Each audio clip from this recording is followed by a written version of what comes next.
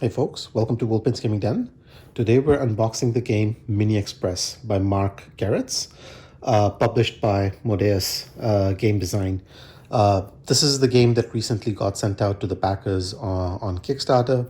So it was supposed to be sort of like the deluxe version on Kickstarter. I don't know if this is going to be uh, that different from what you might be able to pick it up in retail once it's available there.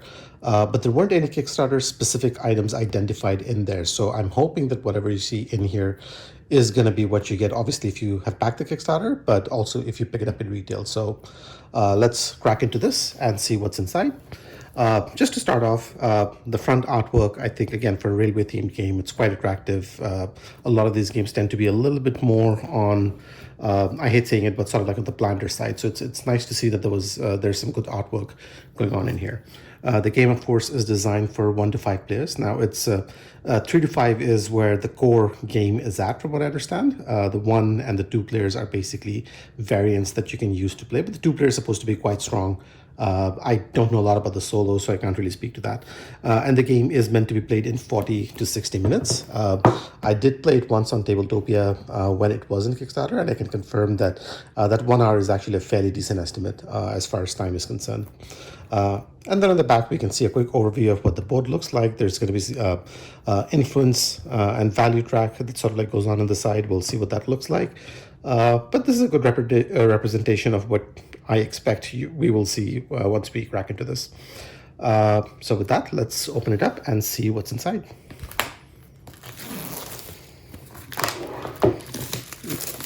Now, it is a slightly more compact box. This is not your full ticket to size box. This is more comparable to, I'm blanking on the name right now, Raiders of the North Sea and sort of like that series. So it's similar to that size and shape, so to speak.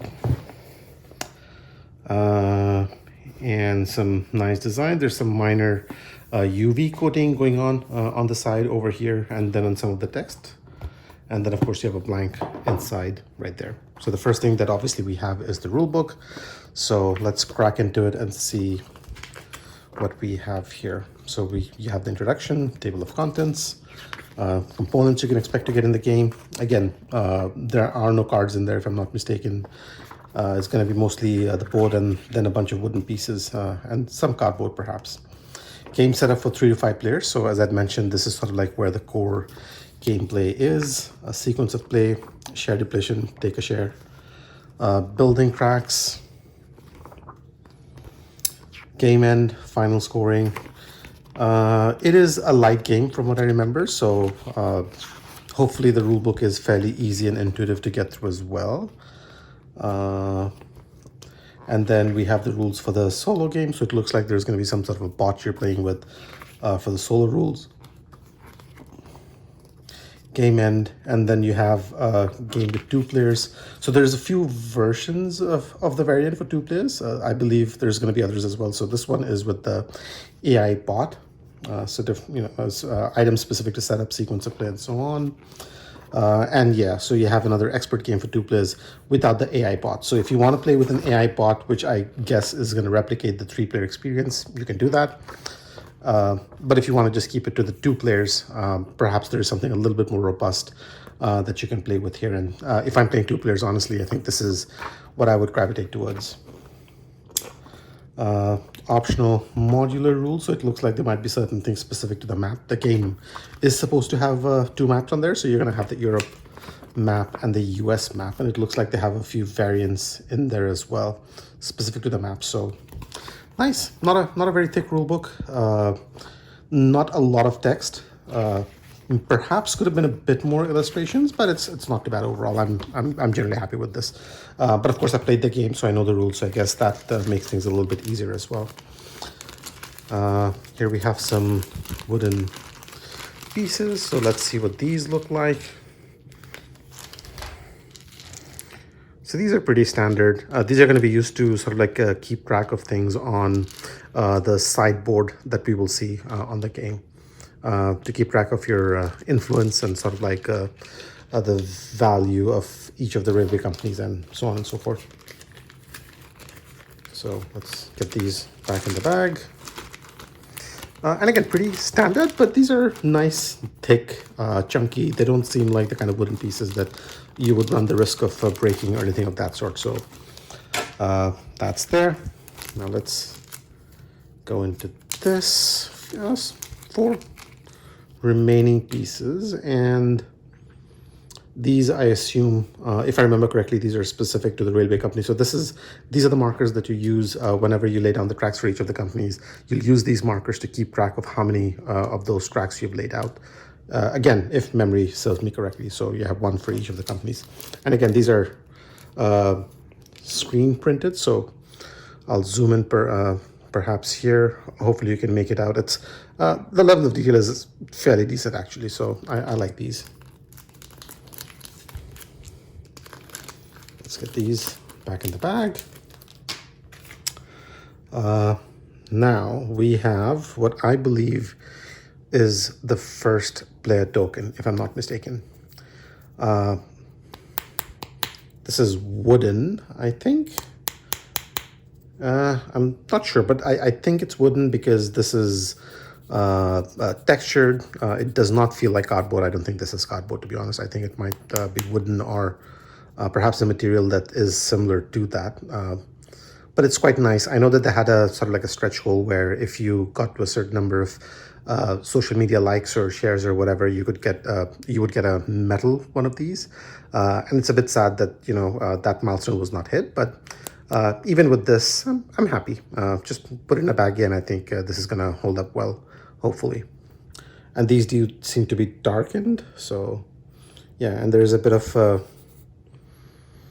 nice bit of texture going on in there. All right, so we'll get those out of the way. And what do we have here? Oh, never mind. So this, it seems, was not the start play token. This is something else. It's the golden spike, perhaps one of the variants. In fact, I think this is one of the variants. Sorry, guys, I'm just going to go back and confirm it because I think I saw it. So yeah, the USA map, you have the golden spike variant set up. So this is for that variant, which is nice. And it looks like, even though on the Kickstarter page, if you go and check it out, it will say that it's not hit that milestone. It looks like they've included the metal marker in there anyway. So pretty happy with that. But and there's a nice covering for this as well. I like this. This is quite neat. Assuming I can get into this. There we go. All right, and then there's a nice bit of foam on the outer edge to make sure it stays safe. This is very nicely done. This is as first place markers go, I like this one quite a bit. This easily has to be one of my favorites for any game, actually. So I'm very, very happy with this one. Has nice heft to it. Lovely, good level of detail. The aesthetics are quite nice. I like this. I like this one. Let's see if we can slot it back in here. Sorry guys, I'm gushing a little bit over one small token, but I do like this one. Then we have the bag. Again, Mini Express printed on the side. Nice depth. You can fit your whole hands in it. My hands are not all that thin, so the fact that it goes in bodes well for most people. That's a good sign. Now, these pieces, let's have a quick look at some of these.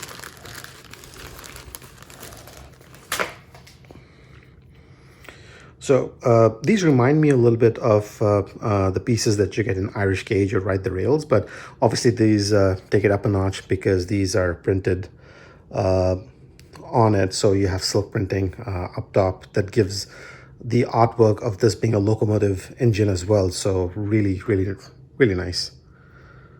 Yeah, I like these.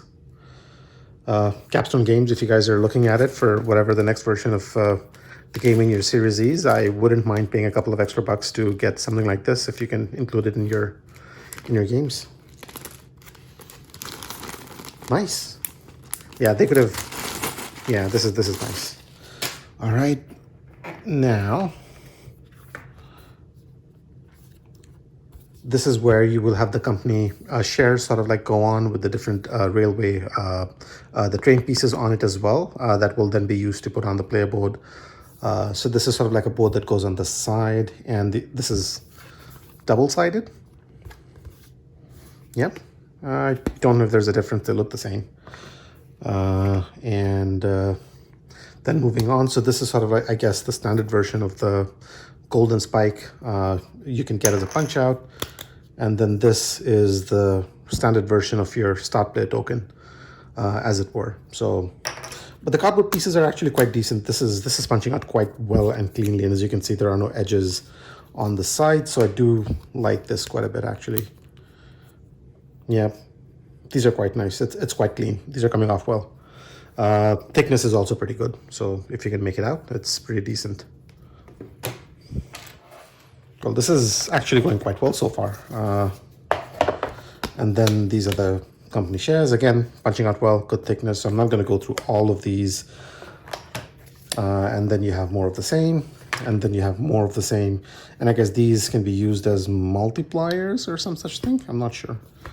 And these are printed on the back side as well. And it's nice. Maybe I'll just do a quick zoom up on the share certificate. And again, if you can make it out, I mean, this is quite small. Obviously, as you can see, it's less than the thickness of two of my fingers. But then if I sort of like zoom in, you can see it looks like a legit certificate. There's a lot of small text sort of like going on in there with signatures and whatnot. This is very good level of detail. They could have just made something with the word stock certificate printed on it and just had some minor artwork and left it there. But they've gone the extra mile with this very small text that makes it look really good. And as I'm zooming in right now, it holds up quite well. So very well done. Nice. All right. And then, so we'll look at this first, perhaps, because this is the sideboard that will go on. Again, this is double-sided. I'm not sure if there's a difference between the two sides. But yeah, so this is where you will keep track of your influence in the 4 specific companies, and this is where you'll keep track of the number of rails that have been put down in non-city spots for those different companies, and then this is the amount of points it awards based on how things go. Nicely done. All right. And then lastly, the board. So maybe I'll just make some space, move these things aside. So it is going to be double-sided, if I'm not mistaken. You will have the map of US and then the European map in there as well.